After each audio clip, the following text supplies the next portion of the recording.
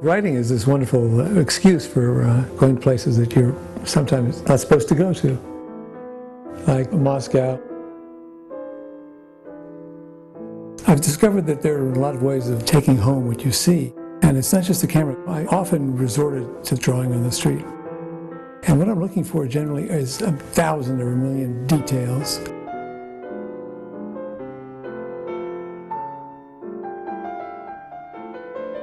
It's the details that make up the mosaic of life. Because I do this combination of fact and fiction, I love research. I love finding out what I didn't know. And, you know, there's wonderful eureka moments where you say, well, that's why he went in there, because the other guy, because there's the guy with the gun is waiting outside. And you just run into situations if you put yourself on the ground. I've published 6 books about Russia. Sometimes they're called thrillers, sometimes they're called literary thrillers. The books have some of the same characters. Arkady is, of course, a fictitious character.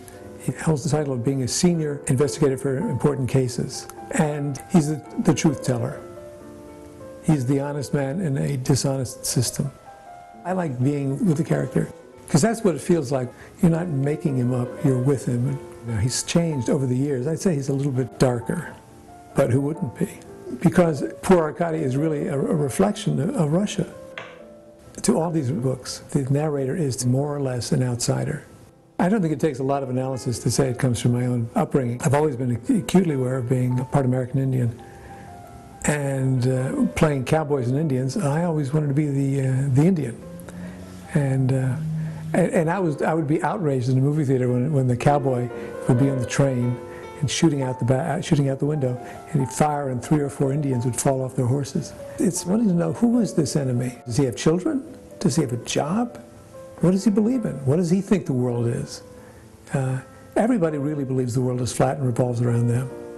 And the images that we have are rarely compatible. But if you try to get the two to meet, you wouldn't lose the contrast.